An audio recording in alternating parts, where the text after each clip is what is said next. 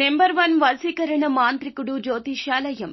ఎక్కడి వారికైనా ఒక్క ఫోన్ ద్వారా వెంటనే పరిష్కారం చెప్పబడును.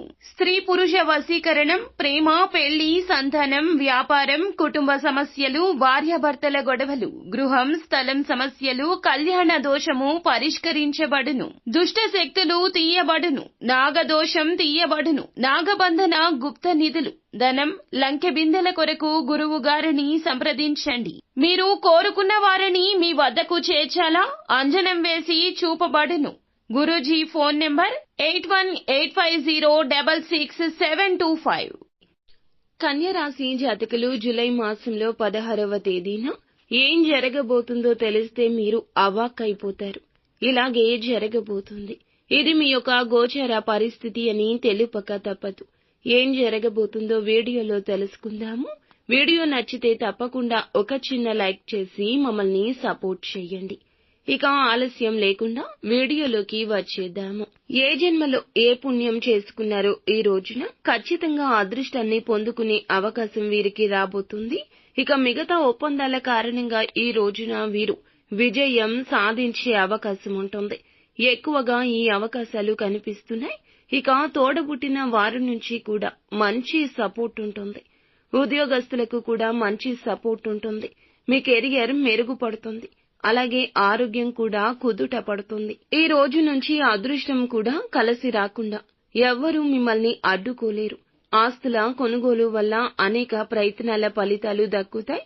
వాటి వల్లే అదృష్టం పట్టబోతుంది. ఇక ఈ రోజున మీరు మంచి డీల్ కుదుర్చుకుంటారు. చాలా వరకు మంచి సమయంగా ఈ రాశి వారికి చెప్పొచ్చు. మీరు జాగ్రత్తగా చూసుకుని అన్ని రకాల నిర్ణయాలు తీసుకుని అందరితో సంప్రదించండి. ఇక ఈ అవకాశాన్ని వదులుకోవద్దు. అన్ని పనుల నుంచి కూడా ఆర్థిక లాభాలే కలగబోతున్నాయి. ఈ రోజు దుబారా ఖర్చులు మాత్రం కంట్రోల్ చేయండి. ఎందుకంటే మీకు చాలా పెద్దగా ఇబ్బందులనేవి రాబోతున్నాయి. ఎందుకంటే ఈ రాశి వారిది చాలా పెద్ద చెయ్యి అన్నమాట.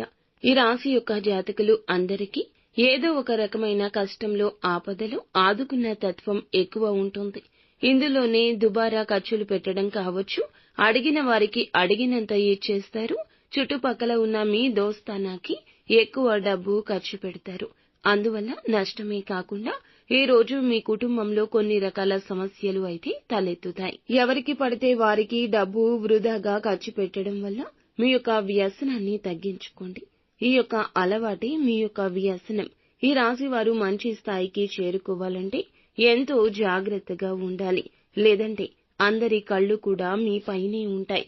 ఇక అన్ని రోజులు కూడా ఈ రోజే కాకుండా అన్ని విషయాల్లో అనవసరపు పనుల్లో తలదూర్చడం మానుకోండి. సమతుల్యత పాటించండి. సానుకూల మార్పులు అప్పుడే చోటు చేసుకుంటాయి.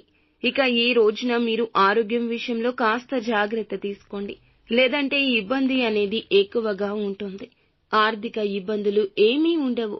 ఇక ఈ సమయంలో సంపూర్ణంగా అన్ని పనులు చేస్తారు. అసంపూర్ణంగా ఉన్న పనులన్నీ కూడా మొదలు పెట్టండి. ఖచ్చితంగా ఈ సమయంలో అన్నీ పూర్తవుతాయి. ఇక ఈ రాశివారు ఈ రోజున ఖచ్చితంగా లక్ష్మీదేవిని ఆరాధించండి. మీకు ఉన్న దరిద్రం పోతుంది. శుభ పరిణామం కలుగుతుంది.